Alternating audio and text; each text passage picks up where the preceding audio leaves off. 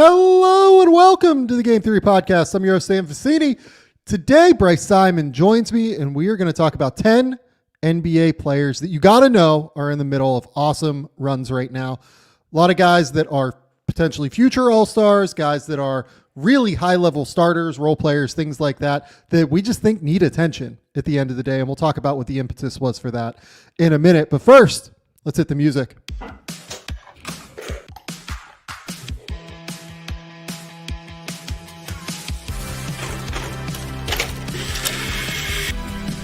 They do have a timeout. Decide not to use it. Way downtown. Bang!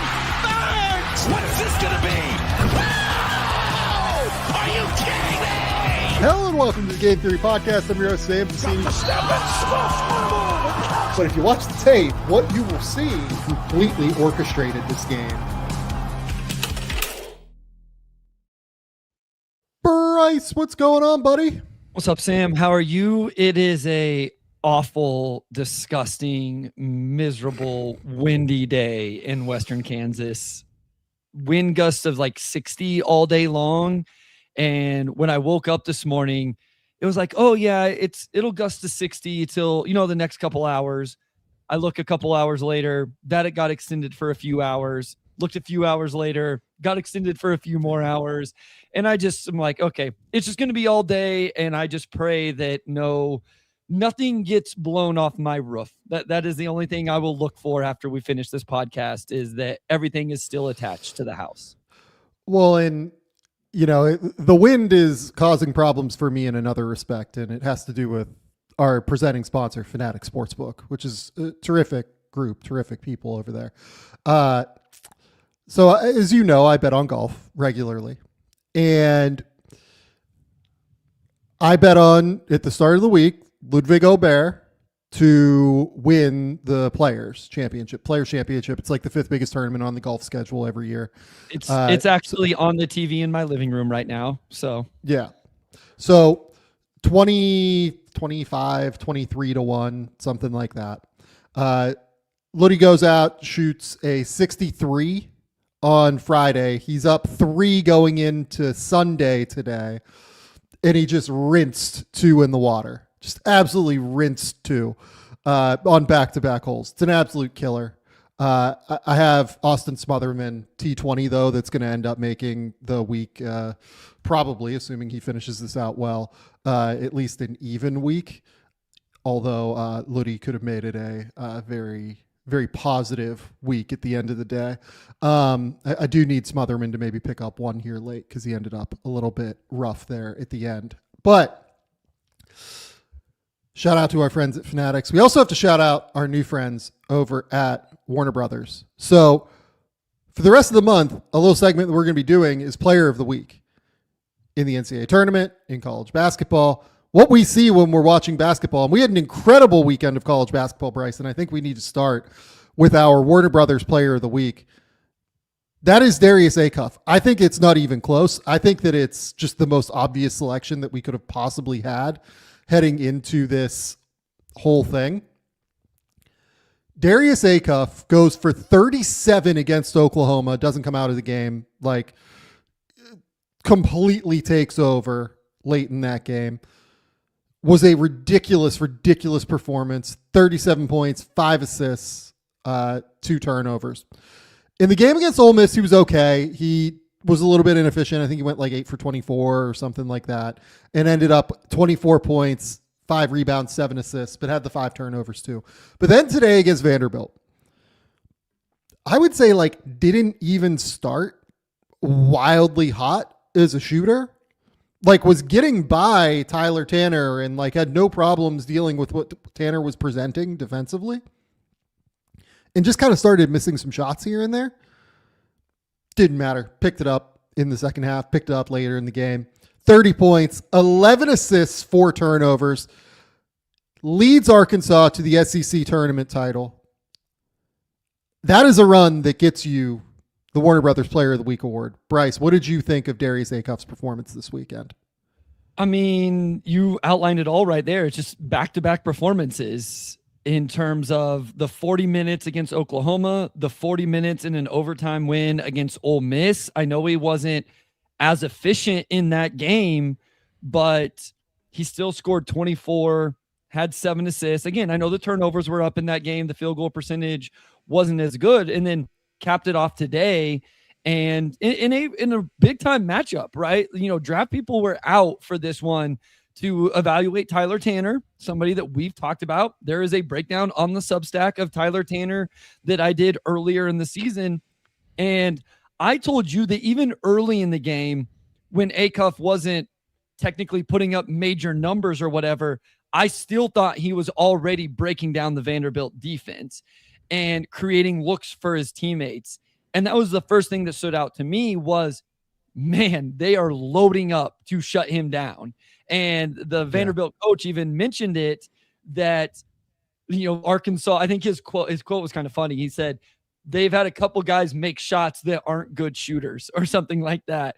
And so you knew that the strategy was make Billy Richmond III make 3-point shots. We're going to load up and not let, and then Acuff just kind of figured it out. You said it, the passing, it's a double-double today, Sam. 37 more minutes, 30 and 11. The defense is something. It's very bad. Like we can say it. Like Acuff's a really bad defender, and it is what it is. I struggle a little bit. I'm not going to counter that. Trust me. I do struggle a little bit with, he did take the Tanner matchup defensively, though. So it's not like he's ducking matchups. I think I have notes that he took the Phylon matchup in at least one of those games. It's not like they're taking him and putting him on the worst offensive player or whatever. So there's something there. We'll talk more about it when we really get into this. Here's my thing. If you do something that hasn't been done since Pete Maravich, then you deserve this award this week. And that's what he did, leading the SEC in points per game and assists per game in that conference as a freshman is ridiculous stuff. Can we talk really briefly about just where we have him on our draft boards? Absolutely. Look, I am like the last person who likes these all offense, no defense, small guards. Like I am always immensely concerned about them. I think it's really hard to win with them a lot of the time. That guy is different. He is such a good decision maker. He is so efficient. He is such a good shooter. He's really sharp in transition. He's aggressive. I do worry a little bit that he's not like the most athletic player in the world, to be honest with you. I have some small concerns there. Like he doesn't have that. What would you say his superpower is offensively? Like with Trae Young, it's the vision and the passing and the inherent creativity. With Damian Lillard, people forget Damian Lillard, I think, was literally the best athlete at his combine when he went. With Donovan Mitchell, I think Mitchell might be the most appreciable, but Donovan Mitchell is a completely insane, crazy athlete as well.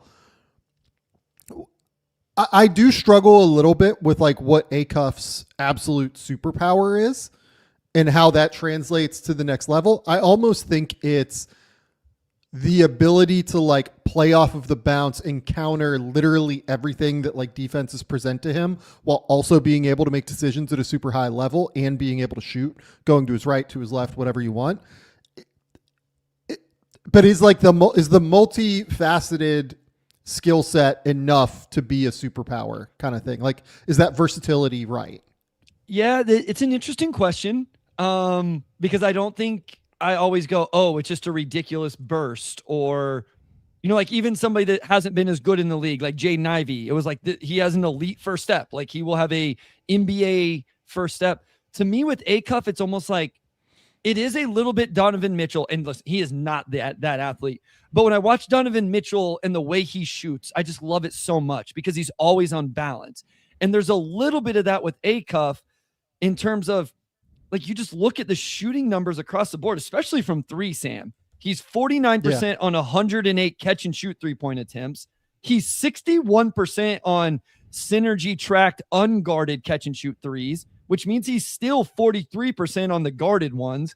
He's 40% on 81 off the dribble threes.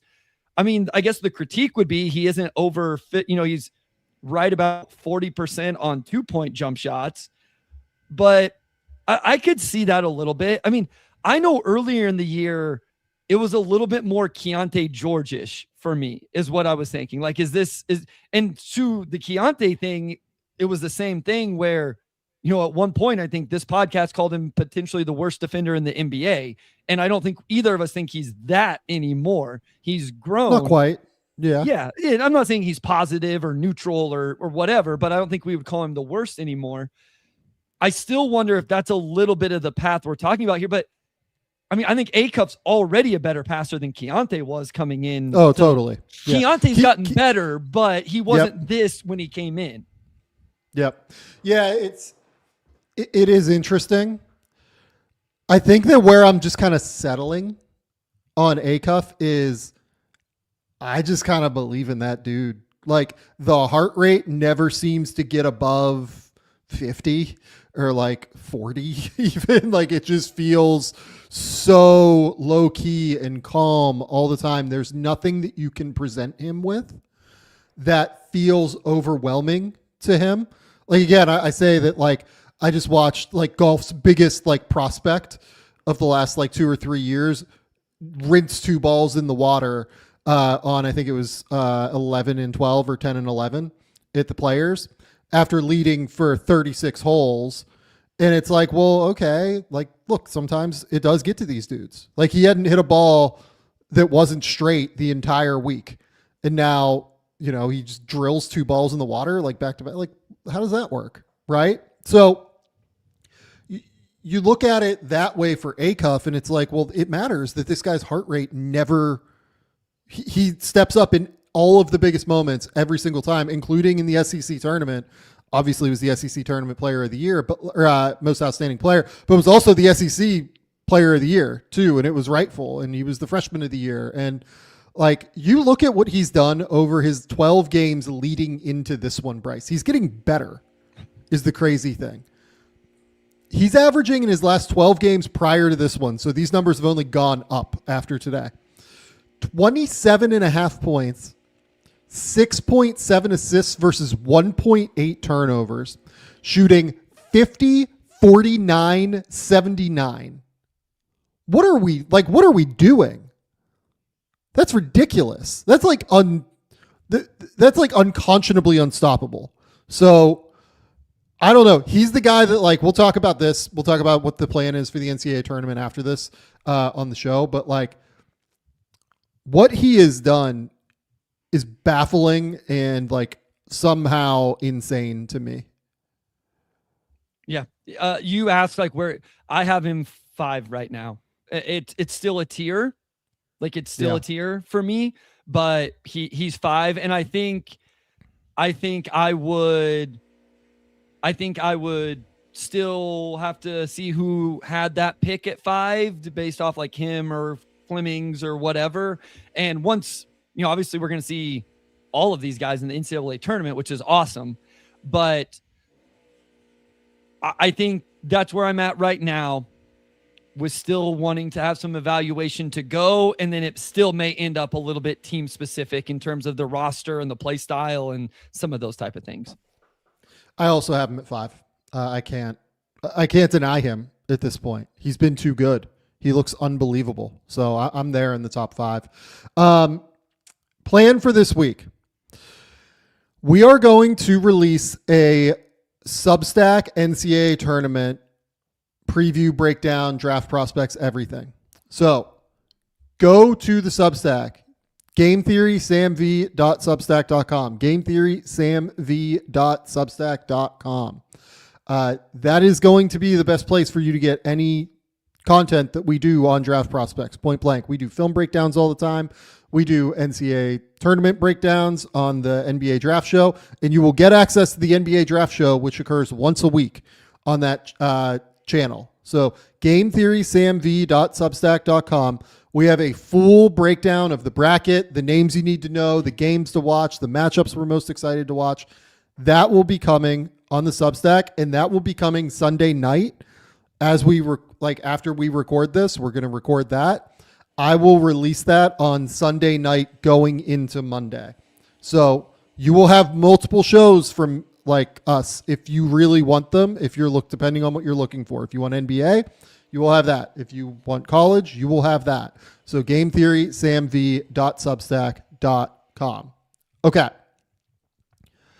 What we're doing here today, Bryce, and before we move on, we got to shout out our friends over at Warner Brothers for that segment on Darius Acuff. The 2026 NCAA tournament, the 2026 NCAA March Madness men's tournament is back, and it's guaranteed to keep you dancing every night. The biggest event in college sports is finally here, and TNT Sports has you covered from the opening tip to the final buzzer and everything in between. Keep up with all of the heart-pumping, show-stopping craziness of March Madness across TBS, CBS Sports, TNT, True TV, and the March Madness Live app as we march all the way to Indianapolis. And this year, the men's Final Four returns to TBS on April 4th and 6th. Catch all the clutch shots, big-time plays, upsets, Cinderellas, Blue Bloods, and more that keep you on the edge of your seat.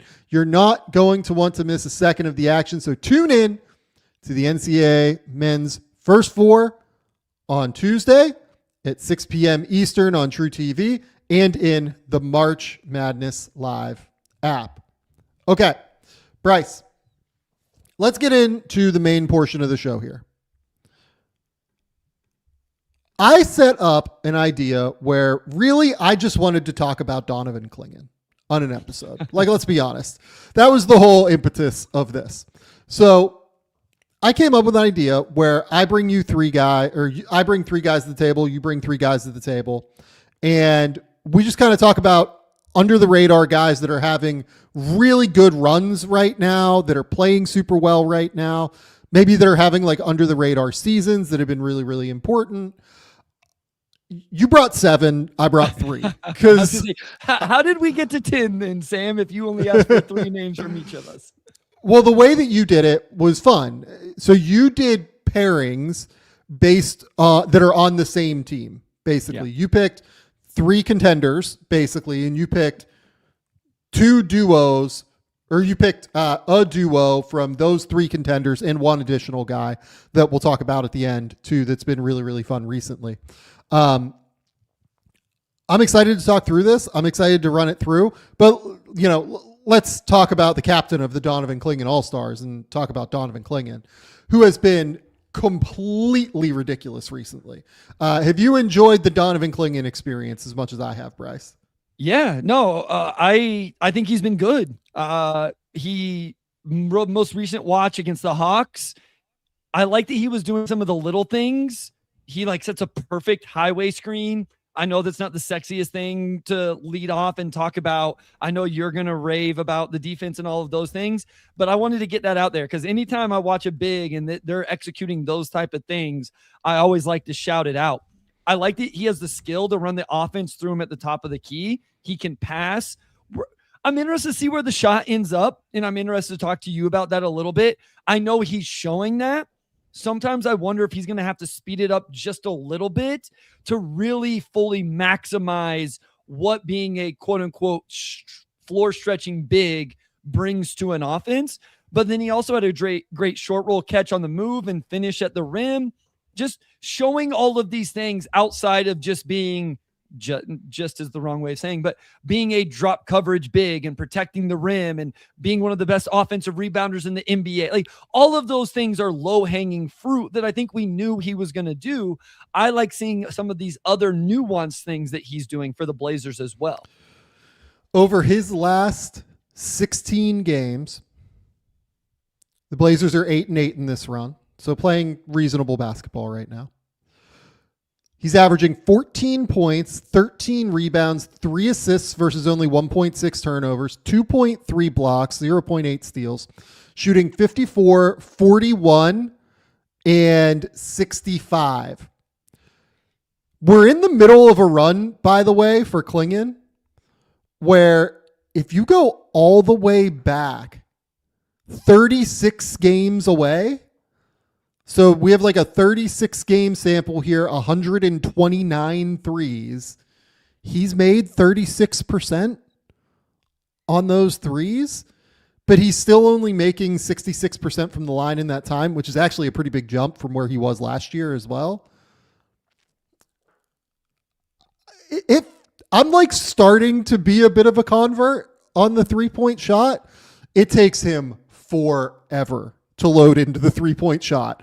And it is absolutely only a thing that he can take like on trailer situations or when the opposing team is in a super deep drop, right?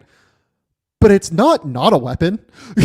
You know what I mean? Like it's not nothing right now that he can make 36% on nearly 4 3-point attempts per game over the course of a half season sample right now. At the very least, given that he is still only 22 years old and like just turned 22 within the last month, it kind of tells me that there might be some ceiling here that by the time he's 25, he might be like really shooting. Yeah. Listen, to be clear, I think it's something they should obviously continue to develop and probably even, I don't want to say I'm fully convinced. I don't think I'm there yet, but it looks like it could really be a thing. But again, as I said, and as you brought up, he's going to have to be able to speed it up because right now you can help way off of him and then still get back and recover and take it away. And I don't know that he's going to be able to attack you off the bounce the way Karl Anthony Towns does or some other stretch bigs that are able to use the combination of those two things. So to me, what the great value of a stretch big is the gravity. It's not even really that they knock down threes. It's that you can put him in the weak side corner and hold a tag defender, or you can put him in the strong side corner and that defender's not helping off strong side corner. And now your star player can get downhill, or you hold a big at the free throw line because he's trailing. And now Avdia has the driving lane to get to the rim. I don't think he has that level of gravity yet. And that's why I don't think it's maximized because teams know that they can just get back. Now, if he's able to do it, combined with his passing, which I think is one of the things I've been most impressed by throughout the season. I mean, his defense is the best thing he does, but offensively, I love the passing and what you can do, not just out of short rolls, but again, run an offense through him at the top of the key. So if you have to guard him at the 3-point line at the top, Sam, think about the space now behind him or behind the defender in the lane, and you've removed the rim protector. That's a real value add to an offense. Could not agree more. I do think the short roll is the key here, though, and that's where I've seen the most growth, to be honest with you. The way that he kind of goes through, I talk about it all the time, like in terms of like quarterback play, right? Like when you catch the ball and you have to process these things so rapidly, like a quarterback does when he has bodies flying at him. It's the same in the NBA, right? Like you catch the ball in the middle of the court, you have bodies flying at you, right? So what is Donovan Clingan's progression when he catches the ball?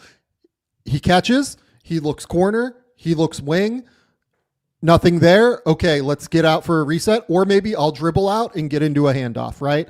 Like he has that ability to be pretty versatile now. The other thing that has really stood out to me over the course of this run here, this 15 games or so, his hands are getting better, I think. In the Utah game particularly, he made like 4 or 5 crazy out of area catches with like his left hand or just like throwing his right hand up like at the ball and it falling into his hand and just like softly him being able to like then calmly, intelligently use his footwork to be able to get all the way to the rim and score, right? Now, I will say the scoring at the rim is a bit of a concern and a question to me because he is not vertical at all. He is not a guy that is going to give you that crazy gravity going toward the rim, which is why he needs the shooting from 3, why he needs the passing and playmaking ability. But I will give him credit on this. He has gotten way, way, way better as a finisher with his left hand, particularly. He made 2 in that Jazz game recently where he had 21, 15, and 6, where it was a really impressive, like, all right, I'm going to catch, I'm going to drop step, and I'm going to finish with the left. Or, you know, I have to backspin out of a short roll, and then I have to get to the left and finish, right? That was stuff that we didn't see as much of at Connecticut, was the, like, the hands being consistently there all the time, I thought he could occasionally get a little bit bobbly. He was not, James Wiseman. He was not even Alex Sarr. Like, I think Alex Sarr's hands were way worse than what Clingan's hands are. But I think that Clingan's hands have gotten better and it's made him a more versatile finisher in the way that he has to be in order to be impactful around the basket, given that lack of verticality. It's funny you bring that up because I was going to mention that as well. I watched a recent game where they played the Wolves, right? So like great matchup to evaluate him against Rudy Gobert.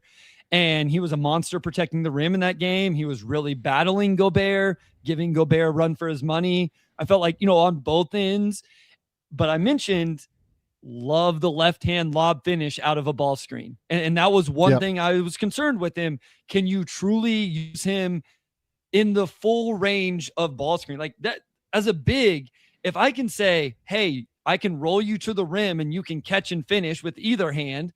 I can short roll you if they put two on the ball and you can make the right decisions, or you can occasionally pop out of that. How much more versatility can you ask from a big just in ball screen situations? I think the one I was most nervous about was, is he really going to be a roll threat? Like, is he going to be able to get to the rim, catch the ball on the move, finish against NBA rim protection, all of that? I still don't think he's where I would like him to be or where you would want him to be, but you're seeing growth. And I'm glad you brought up the left hand because I think that's very important. And obviously the defense. I mean, the way that he completely shuts down the paint. The Blazers, to their credit, are doing some really fun things with him, like playing him on non-shooting wings, for instance. Like I keep going back to the Jazz game because it was the monster 21-15-6 game that he had. But like they started him on Cody Williams in that game and they were just daring Cody Williams to shoot, right? In Utah, to their credit, because Will Hardy's really good at this, they would just run Cody Williams in ball screens, right? And they would say, hey, you go screen for the guard and we're going to go. That would lead sometimes to a pop. It would lead sometimes to a mid-range jumper, like in a short roll. And they were just comfortable giving that up. And Clingan, I thought, did a good job contesting. I think he blocked 2 or 3 jumpers in that game. He blocked a call your floater as well. That was really impressive. And yeah, I think he is awesome on the defensive end, Bryce. Like he is so good in drop. He's just a massive body on the interior. Everything I see is just pointing upward for Clingan to me right now. Nope. I agree. Like he looks like a real dude. And I don't know where you are, but I mean, Denny is obviously their guy that they're building around. And that's right, I would say. I think he's probably number 2. Like, all due respect to Shaedon Sharpe, all due respect to Toumani Camara, all due respect to Scoot Henderson, who was also really good in that Utah game. He had 28, I think. No, 25 in the Utah game. He's had a trio of games. He's had 3 here in a row. I mean, it's Pacers, Hornets, Jazz, but 3 straight where he's been pretty good. Yeah, like, all due respect to those guys, to me, Clingan is the second guy that you're building around in Portland now. He is a real dude and is going to be one of the better defenders in the NBA on top of potentially really growing into a multi-skilled offensive big that really works in today's league.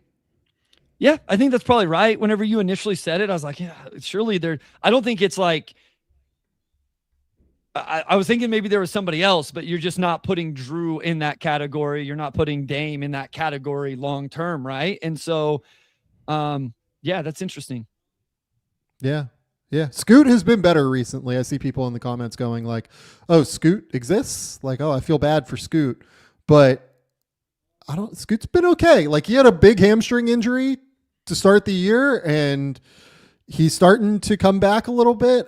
I don't want to overstate it. He's still shooting 42, 33, 85 right now and is turning the ball over like crazy. Yeah. But the last 3 games have been way better for the Scoot experience. And I at least want to give him the end of this year to kind of see where we're at with him. I think it's possible that we get it back together a little bit.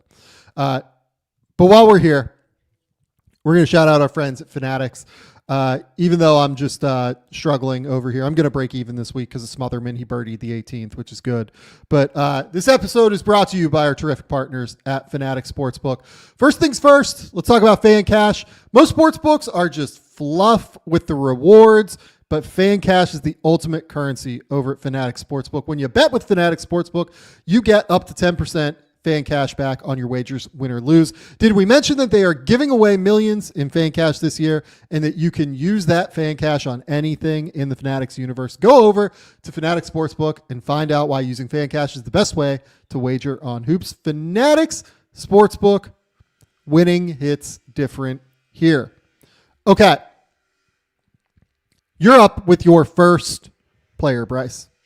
My first duo for a title contender comes from the Boston Celtics, and Jaylen Brown obviously gets a lot of love, and rightfully so, as an all-NBA player. Jason Tatum has made his return, so obviously he deserves it. Derek White just makes winning plays across the board. Peyton Pritchard. But my duo for the Celtics, I went with Neemias Queta and Sam Hauser. And these are two guys that looks like are going to round out the Celtics starting lineup going into the playoffs around Brown, White, and Tatum, as Peyton Pritchard kind of fills into this role off the bench. Vooch, I know even before the injury, looked like to me he was probably still going to come off the bench with Queta starting. And I just think these two guys have been very, very good for the Celtics. If you look post All-Star break, Queta's 11-9. We'll talk about his defense overall. Hauser's averaging only quote unquote 10 points a game, but 38% on 7 threes. And quite frankly, I feel like both guys have been solid all year long for the Celtics. I think Hauser 20 plus games ago entered the starting lineup pretty consistently. Queta started 62 of 63. So obviously he's been in there the entire time, but I just think that these are two guys that are very important for this Celtics team. Queta, especially for their defense, but I want to talk about his offense as well. And then Hauser offensively, but I want to talk about his defense because I think what's important with these two guys is they don't end up negatives on the other end of the court. And that's huge for the value that they provide Boston. I don't know if you watched the Washington game last night, but like what Neemias Queta did to Alex R was just like unconscionable. so rude and mean. And he went for 24 and 10, and it was just like consistent ball screen, catch, finish stuff, right? But then held Alex Sarr in the 22 minutes that Sarr played to 1 for 9 from the field with 3 turnovers. And look, I'm not going to sit here and tell you it was all Queta with Sarr, right? But man, he was awesome in that game. I thought that there was a very real case that Queta was their most important player at the very least. I don't know if I would go as far as to say like best, because Jason Tatum went for 20, 14, and 7 and was just absolutely fantastic as well. But Queta is like, he has a very real case. If you wanted to make him the most improved player in the league, I'm totally good with that right now. Queta was like out of Boston's rotation last year in the playoffs. Like Ryan Rollins, like all due respect to Ryan Rollins, who also has had this unbelievable, incredible season. He was like starting by the end of the year for the Bucks, right? And was a really important player for the Milwaukee Bucks. The Celtics like felt like last season that Neemias Queta was like not really able to be played in that series against New York. And really even against Orlando as well. Like he did not play much in that series either. The fact that we have moved into a world where Queta is now not just like a starting center, but I don't know. I think you can make a case he's been an above average, like one of the 15 best starting centers in the league. I say based on the number that impact. came to my mind was he's a top 20 center in the NBA this season in terms of impact and value. And it may be higher, but yeah. Yeah. There's a real case for him being, in my opinion, like most improved player in the NBA. And I get it that the counting numbers are not going to add up in the way that like Jalen Duren's do, right? And like, if you want to make Jalen Duren your most improved player, like I've always said that I think that the jump from good player to all-star is really important, but I don't know. I think that this jump is way bigger than the jump that Jalen Duren has made. And you watch Jalen Duren every day. Like I can't imagine you disagree with that. Yeah, no, we don't need to get into that. I'm actually trying to go through and see, like, now that I said top 20, I'm like, I feel like I'm shortchanging Queta. That just felt where I was most comfortable not overdoing it, but it might be closer to 15. When Neemias is on the court for them, they give up 108.7 points per 100 possession. When he's off the court, they give up 115.4. They're a +5 when he's off the court. They're a +12.5 when he's on the court. Queta has been awesome. And I get it. Like, I do think on some level, he is a bit of a creation of like the Boston scheme. Sure. Right? Where he has a ton of space to operate. He has a ton of time to be able to make decisions. I get that. Like, he has advantages that other players in the league don't, because organizationally, Boston and Oklahoma City, to me right now, in my opinion, are the class of the league, right? But man, Bryce, he's just too good. I think like it's too good to ignore. He's perfect within the role he's being asked to play. Yeah, he's a monster on the offensive boards, averages 3 per game in 25 minutes.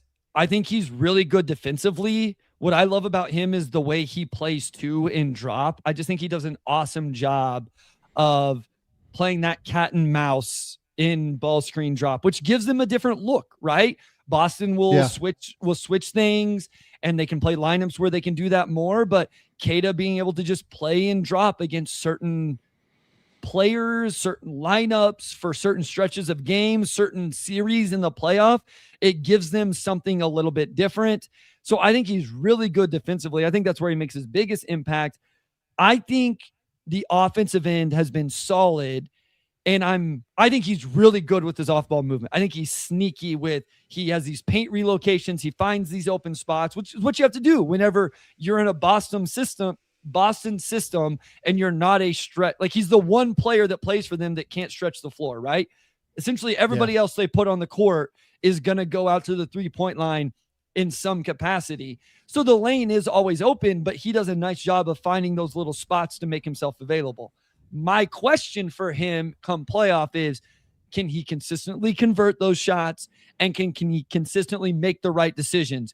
If they put him in ball screens and he gets the short roll catch, is he going to be able to either hit a little floater or make the right decision to the weak side?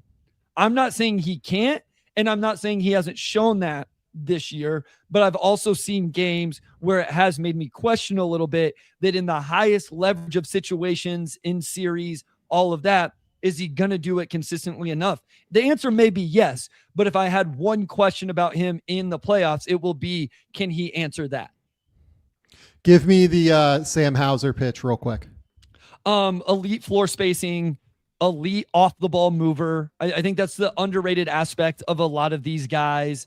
You know, watching even Duncan Robinson every single game this year for Detroit, and just the way he moves off the ball and puts defenders in a tough spot. Sam Hauser has all of those things, and he can get really hot. In this recent game against the Cavs, he hit 3 in a row, and the game was just blown wide open. They can run him in all sorts of actions as well. I talk about Isaiah Job ghost screens. I talk about Con Knipple ghost screens. Well, that's what Sam Hauser can do. And this is what I put. This is why I think Hauser is very valuable, Sam. He's too good of an off-ball mover, and they run too good of actions for him for you to put a bad defender on him. So you can't hide somebody on Sam Hauser, because he will make you pay with his off-ball movement and shooting ability, or he'll go get a hand on an offensive rebound. And then the last thing is, he holds up defensively. If he can get his chest on you, he will, and stay square, he's going to be able to hold up. And so I think he does a little bit more than just knock down shots for the Celtics. Yep. Okay. I also want to shout out Hauser's like growth throughout the year as a shooter before we go. It started off kind of, I couldn't remember for sure, but he started off a little bit cold, right? Yeah, his first 16 games, he shot 32% from three. Okay. Yeah, that's right. And like he kind of battled through it and fought through it. In his last 48, he's at 41 again. Like he's just normal. And he's like totally awesome and what we would expect him to be, right? So I have thought that he is really turned the corner and been basically what we've expected after that slow start again. And, on that contract is like a significant value add to me. Yep. Okay. Next. Before we move on, we got to shout out our friends over at, let's see, what's on the list here? We got Marsmen. Guys, you know what it's like as you start to get older. Working out is harder. The food that I used to eat doesn't keep me lean in the same way it used to. And by the time the afternoon rolls around, the energy comes crashing down. Oftentimes, it's because men can suffer from low T levels. Doctors act like TRT is no big deal, just weekly shots for the rest of your life. Then you dig deeper and realize what you're actually signing up for. Thousands of dollars shut down your body's production forever. That's where Marsmen comes in. Marsmen gives you the same benefits of optimized testosterone, strength, energy, and focus without shutting your body down. No synthetics, no needles, no dependency. It's just like hitting the reset button on your hormone factory instead of shutting it down. Just real natural ingredients that support healthy T levels, stamina, and recovery. Finally, something that gives you the benefits without the long-term scary stuff. It is made in the US. It is third-party tested. And there is a 90-day money-back guarantee, so there's no risk. Worst case, you don't absolutely love it and you get your money back, but over 91% of users report higher energy levels. Thousands of guys are feeling incredible results. Check out the reviews on the website to see for yourself. For a limited time, our listeners can get 50% off for life plus free shipping and 3 free gifts at mengotomars.com. That's mengotomars.com for 50% off and 3 gifts when you check out. After you purchase, they will ask where you heard about them. Please support our show and tell them our show sent you. Finally, we got to talk about our good friends at Harry's. Harry's has been a sponsor on the show for quite a while now. And look, Bryce and I don't look like we shave all the time, but we do. It requires upkeep. There are things that need to get done, and particularly on my neck. Like, I am a huge proponent of making sure that the neck is clear, and you need razors to make sure they don't nick your neck and feel terrible and feel awful. Sometimes those old razors will get dull too fast and they will just be enormously frustrating. But with the Harry's Plus, the advanced pivoting system allows you to reach every corner of your face, and their refined blade tech allows for a closer, smoother shave for me, particularly around my neck. And the weighted metal handle is going to give you added control and comfort. You're going to get a barbershop quality shave with the Harry's Plus because of their German engineered blades. Each blade is honed at 3 different angles to cut hair cleanly at the root without tugging. The best part about Harry's is how affordable it is. They own all of their blade factory in Germany, so there's no outsourcing. There's no middleman that you have to pay off. That same facility has been perfecting blade making for over 100 years, and it's because they control the entire process from steel to shelf. They keep their costs low. There's just no reason to pay $30 for refills when Harry's is going to give you better blades for a fraction of the price. For a limited time, our listeners can get the Harry's Plus trial set for only $10 at harrys.com/gametheory. This set includes the all-new Harry's Plus razor, 1 refined 5-blade cartridge, a 2-ounce foaming shave gel, and a travel cover to protect your blades on the go. Just go to harrys.com/gametheory.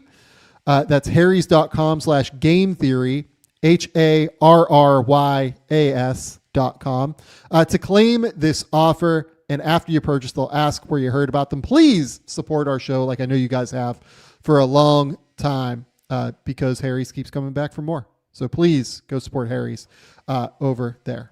Okay. The second guy that I want to talk about is Jalen Suggs. I feel like people don't totally understand how good Jalen Suggs is and how like essential and critical he has been to Orlando's success this year. Basically, their entire record this year is because of like what he's done when he's been on the court. With Suggs in the lineup, they are 27-16. Without him in the lineup, they are 11-12. It is a huge difference. In total, they're a plus 7.5 with him on the court. They actually barely lose their minutes when he's off of the court. Particularly, his impact on Paolo Banchero has been like obvious. They're a plus 8.8 when Suggs is on the court with Paolo. They're a negative 1.7 when Paolo is on the court without Suggs. And it's just very easy to see why. Everyone looks at the defense, and the defense is really important. We'll talk about the defense. He is freaking awesome on that end. But if you look at the offense as well, when he is in the game, Desmond Bane's true shooting percentage spikes by 7.5 points from 57% to 65%. The percentage of Paulo's assisted makes goes from 49.3% to 65.4%. Desmond Bane, same deal, 57.6% to 68.2%. I think that with Suggs, he doesn't get enough credit for being out there and being able to organize the offense. Like, he's not a guy that, you know, is your traditional point guard necessarily that averages like 8 or 9 assists per game. But he does a really good job of getting all of these guys in position because he will sprint out and transition and will get them easy drop-off buckets. He will make sure and create like pick six opportunities where he'll hit ahead passes. He obviously just can organize the offense as a tried and true traditional point guard as well. I kind of think that with Suggs, like the record just doesn't lie. They're 27-16 with him on the court, and they have a losing record with him off of the court in the games that he hasn't played this year. It is a huge, huge, huge factor to me. When Suggs is out there, the Orlando Magic are an awesome basketball team, and this is without even getting to the defensive end yet. Like, forget that for a second, where we know that he's one of like the 5 or 6 best guard defenders in the NBA. He is massive for them in terms of the way that he even organizes their offense and is able sometimes to like take on, like in the Miami game, for instance, he took on like the bench unit scoring at times as well, right? Like he came in with the second unit and scored 5 points off the bat. And we know that this second unit without Franz there, where it's just been Paulo for the most part, like is the, you know, primary duo that they think of offensively. They've really struggled to score with that second unit in a big way. So for him to be able to kind of lead that unit a little bit and get some buckets quickly, it is huge for them. I think he has been so underrated, I think, to Orlando's success this year. Well, it's a weirdly constructed team in terms of like, I think you ask people who the primary initiator of offense is, and maybe there would be arguments, right? You know, somebody would say, I think Banchero is the focal point of the offense, but you don't, I guess my point is they don't have someone you just want to put the ball in their hands and let them go to work, right? Like you don't give the ball like you do to Luka or Giannis or whoever. And so in some ways where it's like, yes, we want Paulo to be the focal point of the offense, but that's not always in isolation or where he starts the possession with the ball in his hands. Desmond Bane can obviously do stuff off the dribble, but again, not your prototypical just give him the ball and let him run a ball screen. I don't think Suggs is that either, but my point is whenever all three of them are there together, it kind of rounds into form and makes a lot more sense. Nobody is overtasked with having to do too much creation because there's always one other guy there. And then to your point, then you also have the guy to run the second unit, whoever that may be, right? If you want it to be Bane, it can be Bane. If you want it to be Paolo, it can be Paolo. Or as you mentioned with Suggs in the Miami game, it's Suggs. And so I think that is really important. It's funny, in that Miami game, you talk about him and Paolo, one of my favorite plays, and I thought Orlando actually did something I liked offensively, where Suggs sets a really nice up screen on Banchero, and it's against Bam Adebayo, and Suggs sets a great screen and gets Adebayo off of Banchero in terms of like create separation, where now Banchero can catch with Bam chasing, and then now Banchero can rip, gets to the rim, and I don't know if he got fouled or whatever, but it's just like those little things even, right, that Suggs is willing to do, setting just a simple up screen to get Banchero away from Adebayo and create a little bit of separation that makes his life easier. Yeah, I completely agree with you. The way that they will creatively utilize Suggs, I think, is really, really important to his success. And by the way, like his willingness to do all of this stuff, right? Like his willingness to set screens. I meant for that to be my point, and I kind of got lost in the other stuff. Was how many? Yeah, I missed my point. I'm sorry. Is his willingness to be a screen setter like that on somebody like Bam Adebayo, like that speaks to real value and intentionality and selflessness. Yeah, and in his last 14 games, he's averaging 14 points, 4 rebounds, 6 assists, shooting 46, 38, 85. We also need to talk about the defense. In those last 14 games, he's also averaging 2.3 steals and 1.2 blocks. He's just flying all over the place. And if you watch that Miami game, he's like completely took Tyler Hero out of the game. Like Hero, I think, had 4 makes, and I think 3 of them came against like people who weren't named Jalen Suggs. It was ridiculous how awesome he was defensively for Orlando. I think that we so drastically underestimate the way that he is like an energy giver for a team that I don't want to say the team is lazy. I think the team can be like a bit, they can have that like kind of low key energy a lot of the time. And it's not like the worst thing in the world. It's just that I think that they kind of feed off of Paulo, and Paulo's energy is like a little bit low key, right? Suggs gives them that energy and gives them that burst and that verve and like whatever you want to call it. He's a pure energy giver every single time that he is on the court. I love him. I love watching him. I love watching him play. I love watching every single thing that dude does on a basketball court. I'm all about it with Jalen Suggs.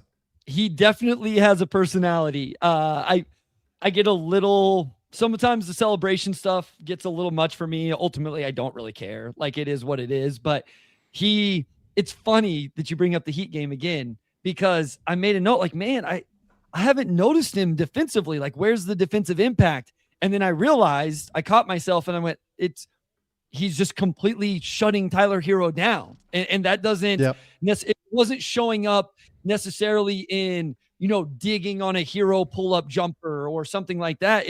He was making, and Tyler Hero's not an easy guy to defend because he's always running around and moving and changing directions and all of that. And so Suggs does have that defensive disruption. He has really accurate hands, but I thought in that game against Miami, he showed more of I can just sit down and guard and really shut a player down. That's a very good offensive player in this league. Yep. No, look, I'm a Jalen Suggs guy. I've loved the way that he's played this year. I am all in on the Suggs experience, Bryce. But you go on ahead and give me your second pair. So this team is not a contender, but they're a playoff team. And so I'm going to go to Atlanta. And again, Jalen Johnson gets a ton of love, and rightfully so. All NBA level, conversation.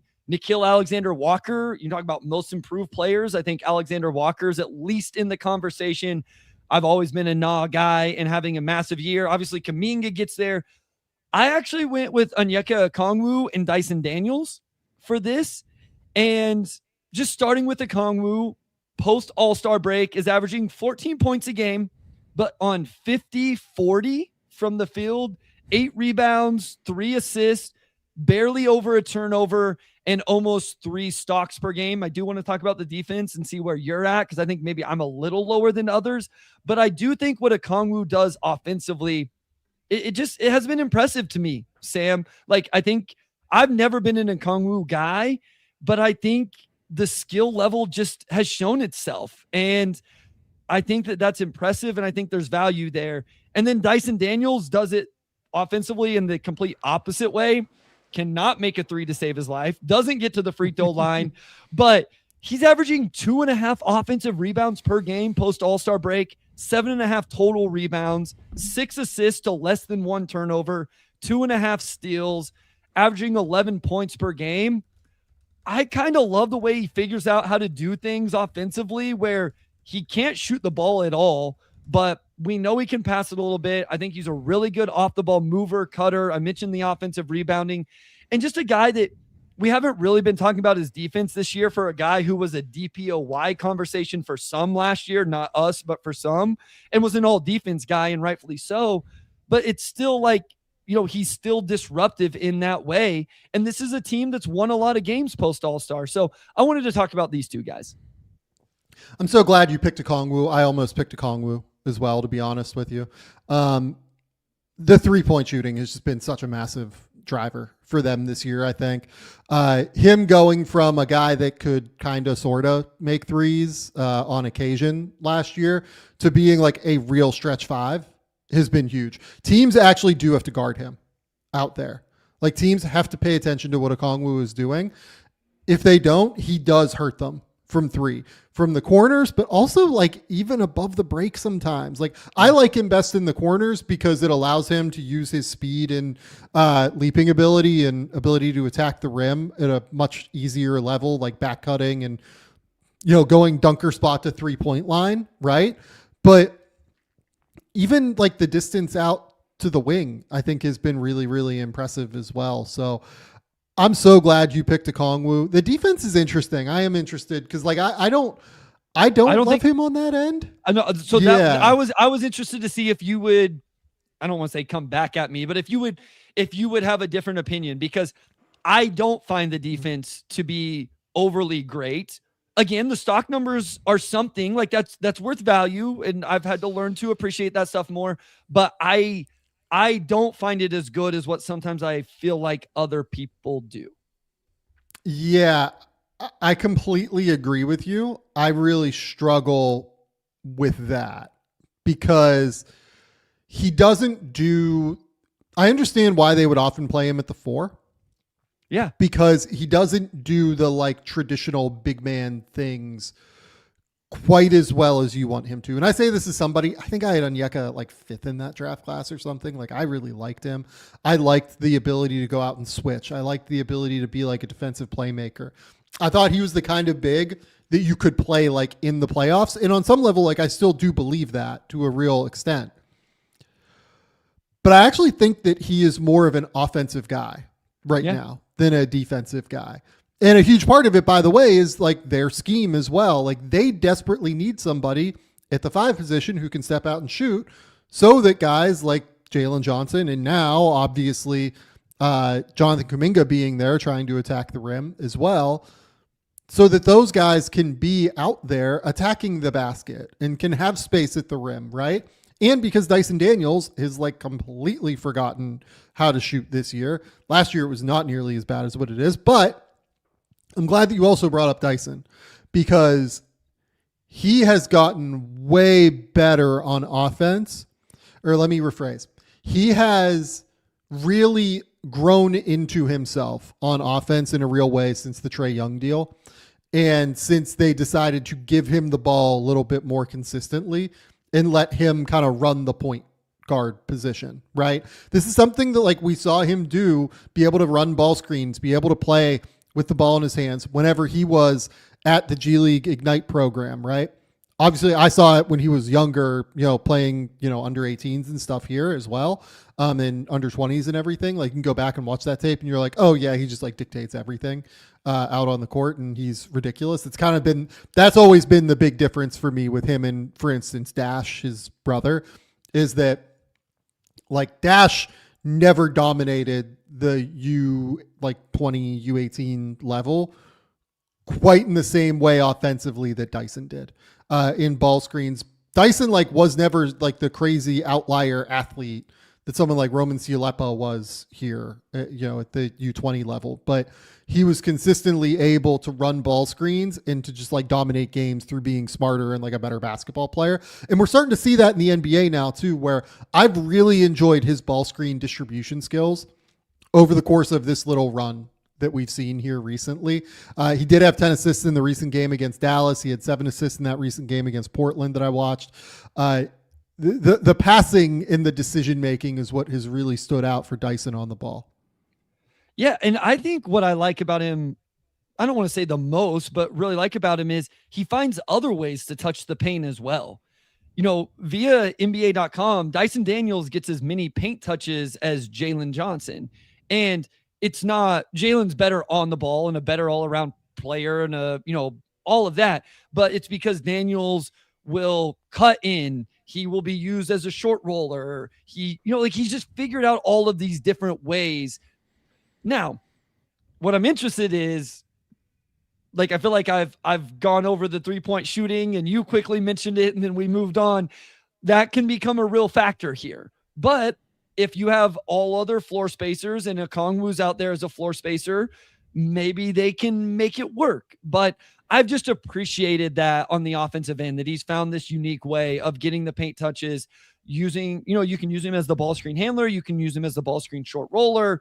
I think he's a really good cutter, all of those different things. And then of course the defense in terms of the disruption and what he can do with that. Yep. Okay. I'll go next with my third. I am going to talk about Jarace Walker here. Okay. Because as I said in our group text with Andrew, I'm picking Jarace Walker because did you know Jarace Walker is averaging 16 points, 7 rebounds, and 3 assists on 46, 37, 75 shooting over his last 22 games? Of course you didn't. Nobody knows that, right? This is a third-year player who's still really young. I think he's 21, maybe just turned 22, who is statistically coming into his own.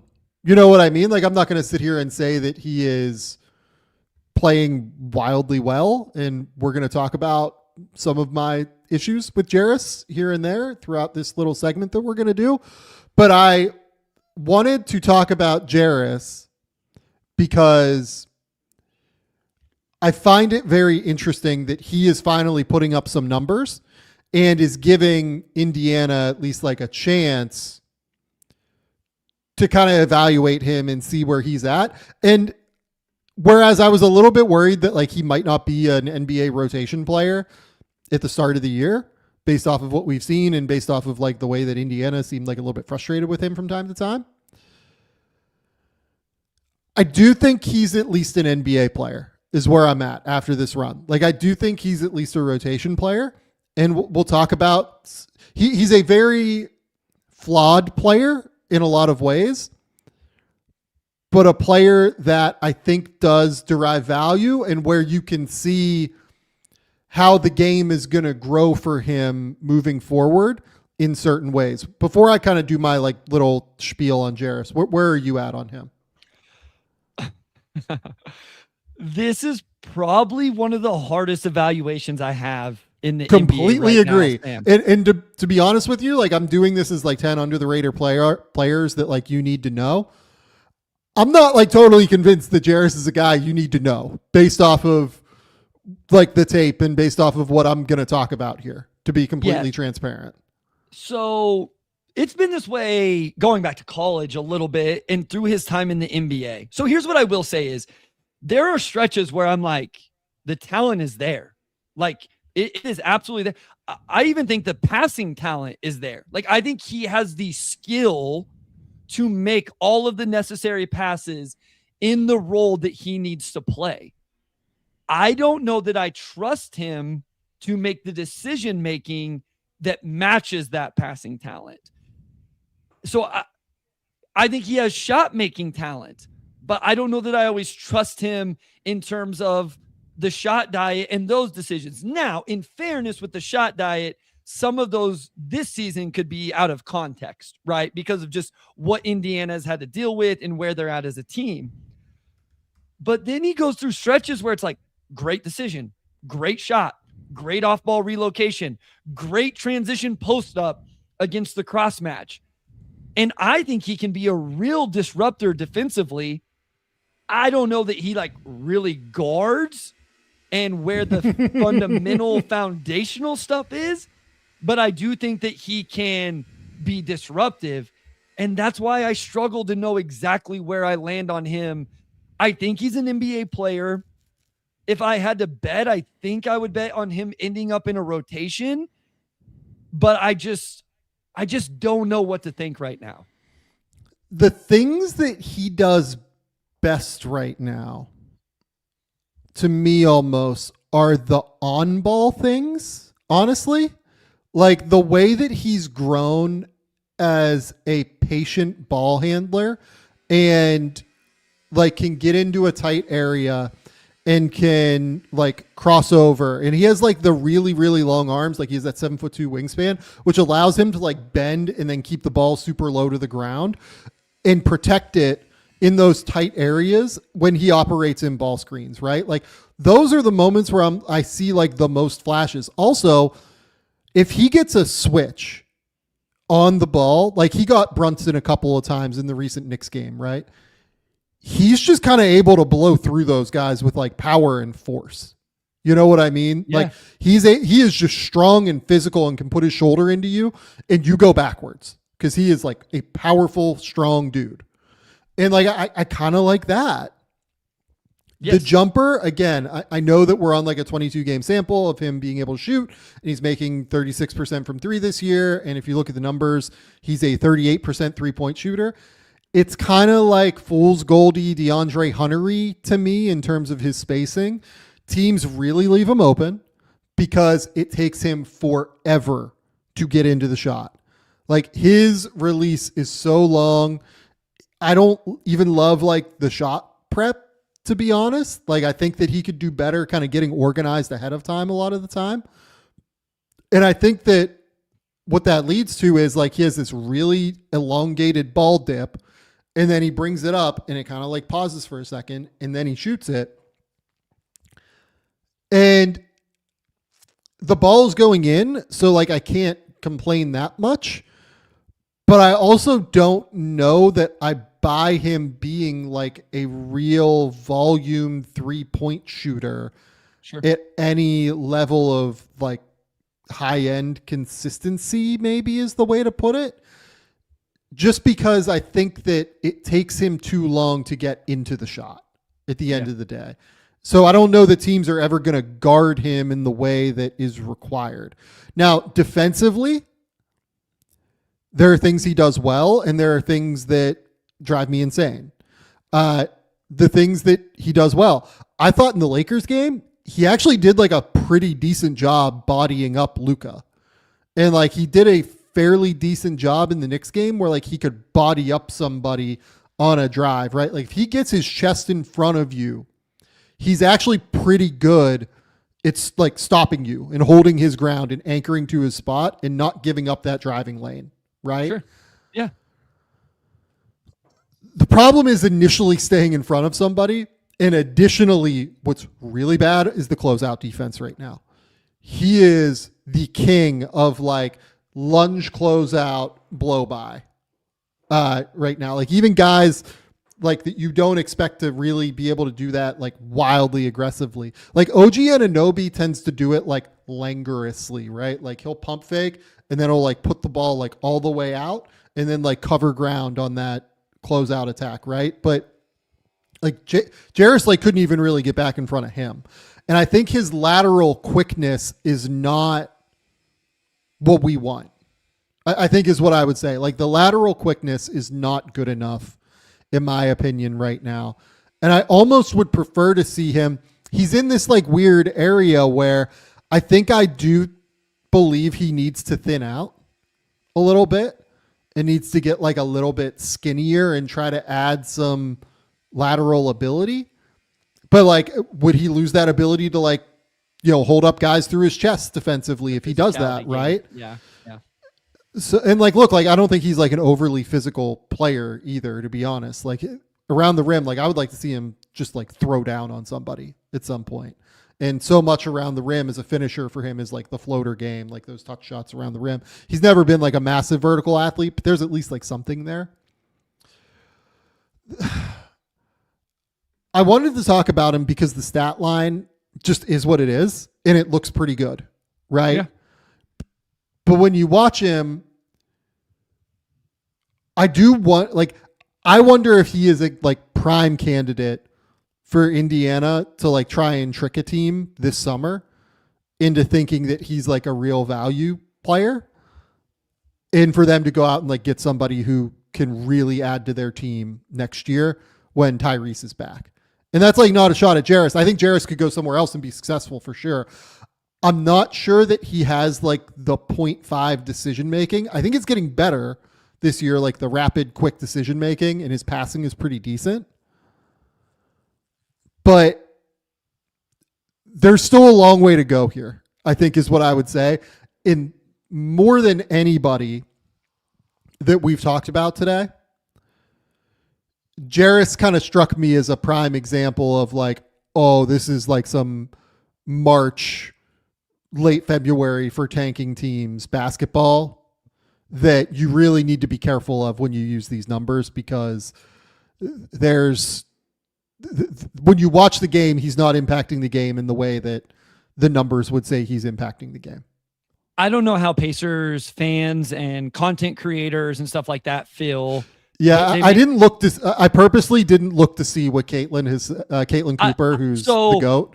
Yeah. I didn't look to see what Caitlin has said about Jarace purposely because I wanted to just have my own opinion on this. I'm a little nervous because I swear, and if this isn't true, then I apologize. I think I saw a positive tweet or like podcast episode, segment, article, something about how he had played a month or two ago. And I'm like, everybody's just gonna be like, you guys are dumb. Caitlin knows more than you about the Pacers. And she says he's been awesome this year. So I'm interested to see if we get any of those. All I was going to say is whenever I was going through the years of bad Piston seasons, one of the frustrating parts was not feeling like you got real evaluations of a guy like Jarace Walker in one of those years. And my point was, I wonder if Pacers content creators feel that way about Jarace, where they just have had so many injuries and they've been so bad. If they felt like it's been hard to get true quality data collection on him, or if they feel like they have if they feel like they have a stronger evaluation of him than what I feel like I have of him this year in the amount of games I've watched. So that would be interesting to know. What has Caitlin said?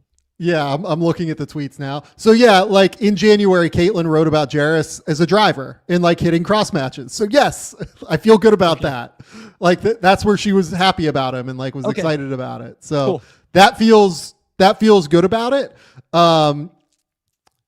Yeah, it's interesting. She thinks that they're going to need Jarace next year. Is her take. I don't disagree. I think they need something in that. Like they very clearly need depth. I think they very clearly need like a player in Jarace's mold, like that bigger wing type of like player. Yeah, he's an interesting one to watch every night. For like having like I went through and watched like 4 of their games this week just because like I needed to understand what was going on with Jarace, and I watched 3 of them yesterday just to like really kind of dig in and see where I was at. And I tried to watch the good teams. Like I watched the Knicks, the Suns, the Lakers, and the Clippers, like just to kind of see where it's at. In those games, like he didn't play poorly. He had 18 against the Knicks. He had 12 against Phoenix. He had 17 against the Clippers. He had 10 and 9 and 5 against the Lakers. So like you look at the box score, honestly, like I liked the Lakers game more than I liked the Knicks game. Like he went for 10, 9 and 5 in that game. Versus 18, 9 and 3 in the Knicks game. I thought he was better in the Lakers game, to be honest with you. Like I thought that he played, a little bit better on defense. He still misses a ton of tags too on the backside, and like doesn't like he stays up so tight to the corner a lot of the time. It's frustrating. It's a very strange. He's a strange player to evaluate, Bryce. He's a very strange player to evaluate, and I've really struggled with it. Ultimately, I came down on there are exciting things here where I understand Indiana continuing down the pathway of developing him now. Like, I'm pretty good with it if they want to go that road. Sure. I also understand moving him if they want to try and like use this to cash in a little bit.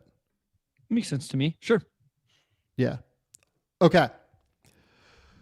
Before we move on and finish, we got to shout out our friends over at Mizzen and Main. Mizzen and Main has been a sponsor of the show, I think, the whole year. We love Mizzen and Main over here at the Game Theory Podcast. We are so appreciative of everything that they do for the show. And the reason is that dress clothes are most of the time quite uncomfortable. They're high maintenance and they just don't feel great to wear.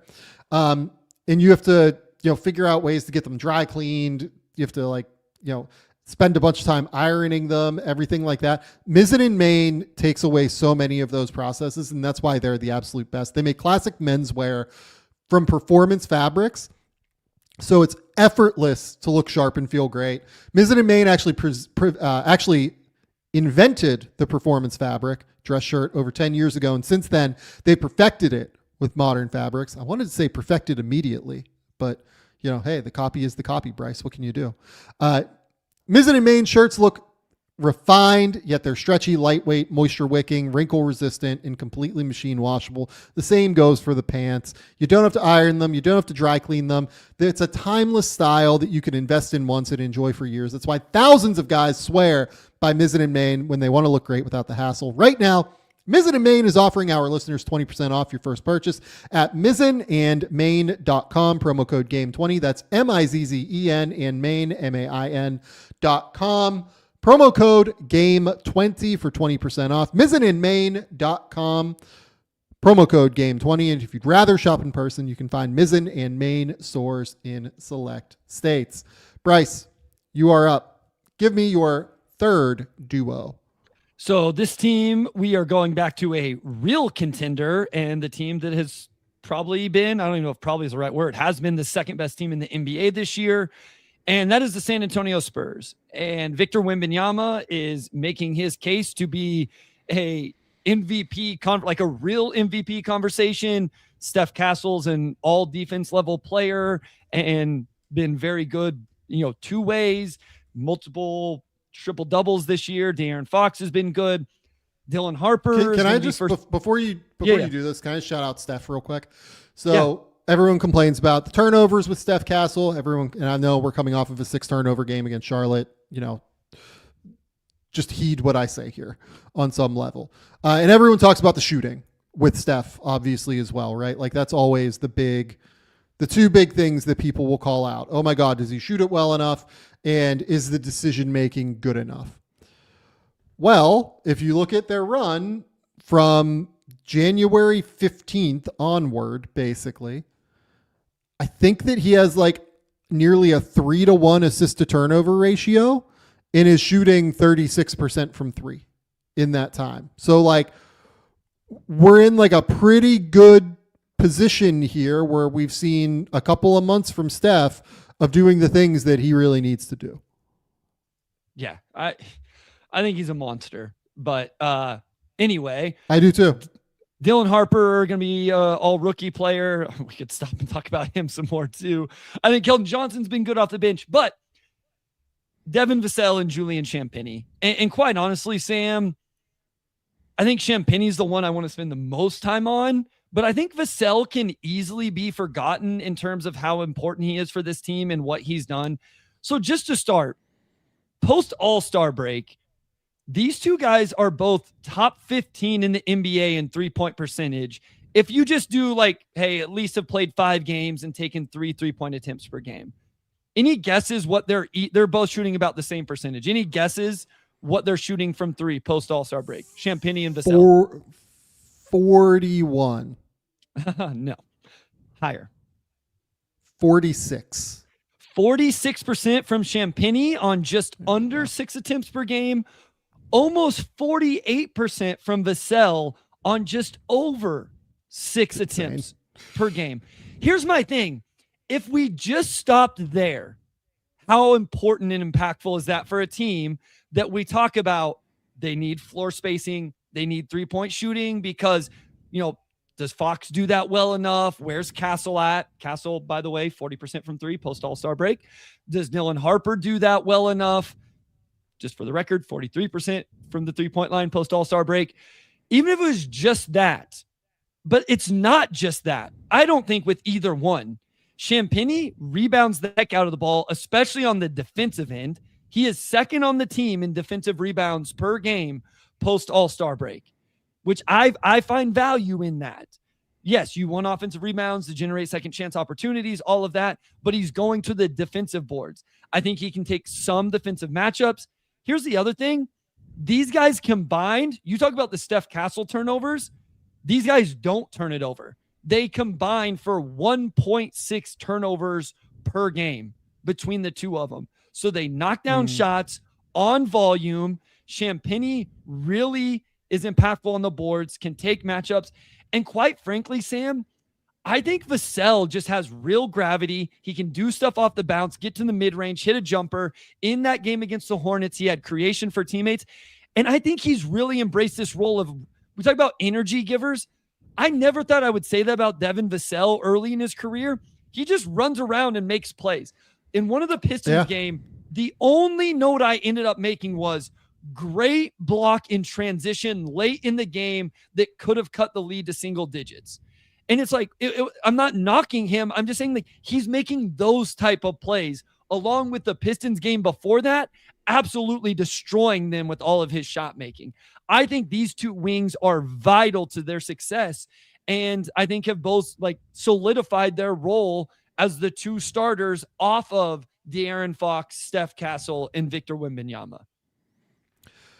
Yeah, I think I agree with you. Like Vassell, it's funny. Like when he was at Florida State, like I thought he was an awesome defender and thought he was going to be like a real guy. Vassell. I didn't like, what does he become compared to what you thought he was going to be? That is interesting because I wasn't scouting whenever Vassell was coming in. I thought he was a lot more 3-and-D. Like I thought he was a lot more like what Champagnie has become with like a little bit more juice, which is why he went in the lottery. But he's been a lot more like well-rounded. Like they really developed him into a like ball screen, a guy who's very comfortable in ball screens, is like a shooter and playmaker. And, particularly like early on, he really loved the mid-range jumper and still loves the mid-range jumper to some extent for sure. But like as they've gotten Fox and Castle and Dylan Harper as well, who we talked about last episode, I think that he has leaned a little bit more this year into, okay, I need to be like the floor spacer, knockdown shooter guy, which has been a huge value add, I think, for the Spurs across the board. They do need one of these guys to be able to really step in and knock down shots. And Champagnie as well, man. Like, I can't speak highly enough of Julian Champagnie and what he's become. Like, undrafted player turning into what Julian Champagnie has become is such a credit to him and such a credit to the Spurs organization as well. To identify him, I think that his first organization was Philly, maybe if memory serves, originally, and then signed a Julian Champagnie. And then I think he signed a 10-day maybe with the undrafted Spurs. 2-way with the Sixers. Sixers ended. Spurs make a successful waiver claim off the 2-way. That's what it was. 2 days later, February 16th, 2023, tendered a qualifying offer in June, and then he became a free agent, then signed a multi-year contract. So I thought he had bounced around a little bit more, but no, it was just Philly, and then San Antonio identified him and has kept him. Good for San Antonio. Yeah. That's a huge win. Wow. Good for them. Yeah, that would have been a big win for Philly too. To have No him joke. right now. Can I say one thing on Vassell real quick also? His 3-point attempt rate is 10% higher than it was last season. I think just that alone is huge in terms of like leaning into this role they need from him. Yeah, no, I agree. Completely right. It's 100% essential. I mean, this is like just running through the Spurs roster right now. Like they're closing in on like Oklahoma City levels of depth. They're not quite there. It's silly. But like all of Fox, Castle, Harper, then you have like Vassell, Keldon, and Champagnie. Then you have Barnes as like the older vet. Then you obviously have Cornette and, you have Carter Bryant too, who's been really fun recently. Then you have Cornette and Wemby, obviously, like as the front court guys. They just have body after body after body right now that they just throw at you. And like, oh yeah, Kelly Olynyk is on this roster too. Like, it's just silly. It's just absolutely silly how many bodies they can throw at you. I almost made it a trio watching that Spurs Hornets game and put Cornette in there also because he is so important. It's kind of like we always talk about Valanciunas in the non-Jokic minutes, but Cornette in the non-Wemby minutes are going to be massive for this team in the playoffs. And there's nothing quote unquote sexy about it, but he comes in, he has some rim protection, he catches some lobs, he'll put a couple offensive rebounds back, and then Victor. And then here's the other thing. And then they run a ball screen with Victor and Cornette together with obviously Victor Holt, handling the ball, and they connect on a lob play out of a ball screen. So we want to go big against the Nuggets and put Cornette on Jokic and let Wembanyama be the roamer off of whoever. And, they can do some of those things as well. So to your point, this team sneakily built so much depth. And yeah, I've been stupid low on them all year, and I'm an idiot for that. But there's just no reason to doubt this team and what they're capable of. They're so much fun. I've enjoyed watching them all year, even though I've consistently questioned what the ceiling is in the playoffs. And maybe that still ends up being true. I don't know. But man, they have so many players that are so good and so much fun to watch. Yep. Okay. Do you want to talk about your last guy real quick? I just want to throw it out real fast, and that's it. And that's Jaylin Williams from the Oklahoma City Thunder. So to the point I just made, Sam, you want to guess where Jaylin Williams ranks in the NBA post All-Star break, 3-point percentage, players that have taken at least 3 and played 5 games? That's hard. Huh. I'll tell you, Vassell was 7th and Champagnie was 15th or 16th. Yeah, I was going to say like 17th or so. He's 5th. He's 5th in the NBA. Grant Williams is at 50%. Shout out Grant Williams. Bobby Portis is at 49%. Javon Small, Memphis, what are we going to do with all these guards? Is at 49.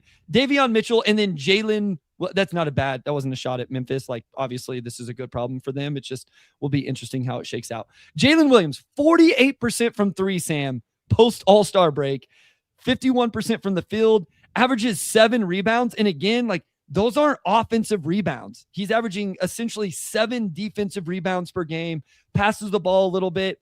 I think he's just been very good for Oklahoma City here post All-Star. I mean, all year long, but I feel like here post All-Star break, he's put in some really good games for them. And so we don't have to dive into this like super deep.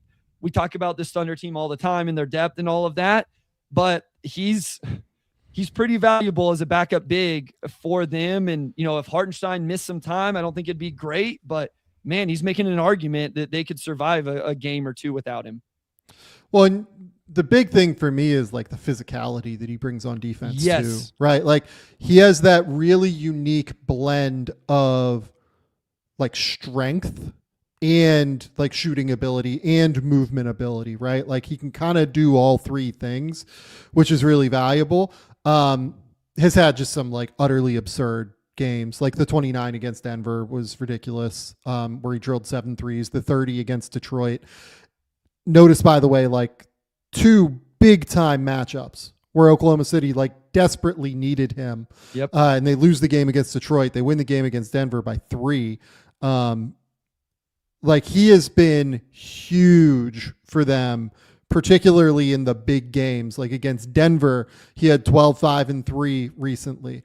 Against San Antonio at the beginning of February, he had 24 and 12 in a game that they stayed like reasonably close in throughout before kind of falling apart. Against San Antonio, he had 11, 10, and 5 in February as well. Like he has weirdly been big for them in the biggest matchups that they've played this season consistently.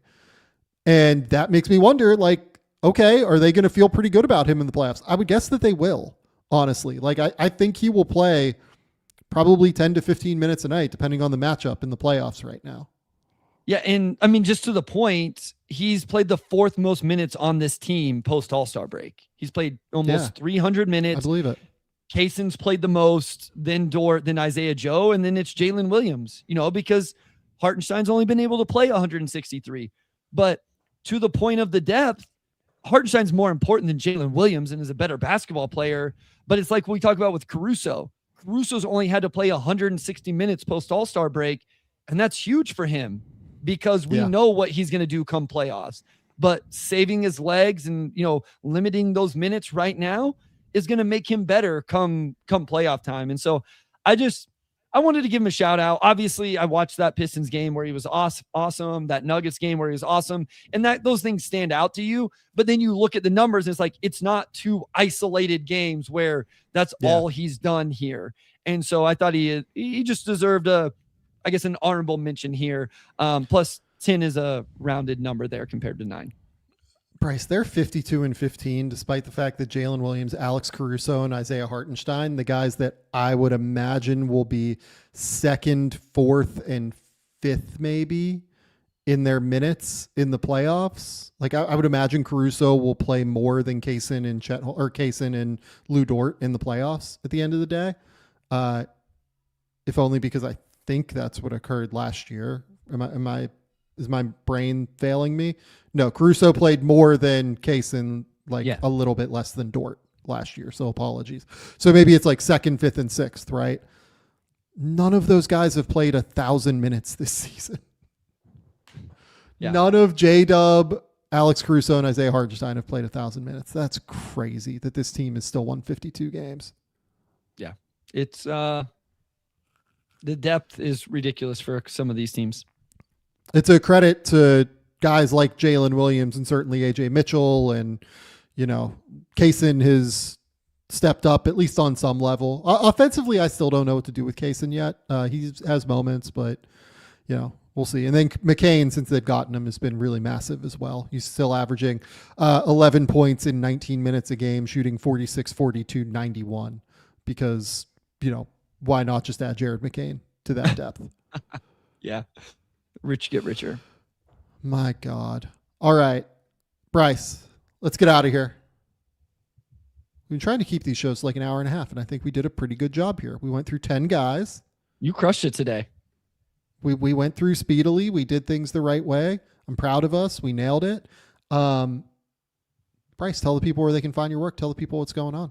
Yeah, at Motor City Hoops on Twitter, on Blue Sky, Motor City Hoops Substack. If your favorite team plays the Pistons, I will have notes on them.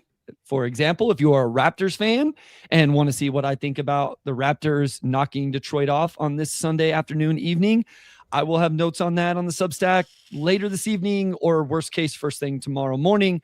Obviously, the Game Theory Substack, where make sure you go over there. We will have a essentially March Madness preview, right? NCAA tournament bracket preview at some point Sunday evening into Monday, and then always keep it locked here with the Game Theory podcast. Have you looked at the bracket yet? I have. There was part of me that was going to be like, okay, I want to just let myself see it live. That's what I wanted to do. Yeah. So if I looked distracted a couple times as you were talking through the end of this episode, that's why, as some of those things were coming out. But I haven't looked at it enough to really see like, oh, so-and-so is going to match up with so-and-so or any of that. I vaguely saw where some teams got. So it'll be fun. Go to the Substack, gametheorysamv.substack.com. That is the best place that you're going to be able to get our NCAA tournament preview show from a draft perspective. We will run through the first and second round matchups for sure, break down what you need to know, what we're most looking forward to from a matchup perspective over the course of the first weekend, what we're most excited about potentially getting to see in the NCAA tournament. So go to the Substack, gametheorysamv.substack.com. Go there, subscribe. It is a terrific, terrific product. We will be back later this week with more NBA content. What did we decide for Thursday, Bryce? I can't remember. We have a plan on the books. We do, and I don't remember it either. I'm sure it's in the vault of text messages that we can go find at some point, though. I think that is correct, and I just can't remember what I had plan-wise. Apologies. The other thing is there is a chance that I will do a couple of live streams after the first round, and maybe after, the second round. We'll have to figure out the Sunday show, Bryce. I'm not totally sure what we're going to do for the Sunday show yet, because that'll be in the middle of NCAA tournament games. Yeah.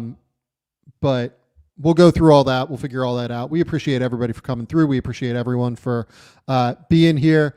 We will be back on Thursday night. Until next time, we'll talk soon. Bye. Must be 21 or over. Gambling problem? Call 1-800-GAMBLER. Connecticut, call 888-789-7777. Massachusetts, call 800-327-5050. New York, call 877-8-HOPE-NY. Maryland, visit mdgamblinghelp.org. Not available in all states. Terms apply. See Fanatics Sportsbook app.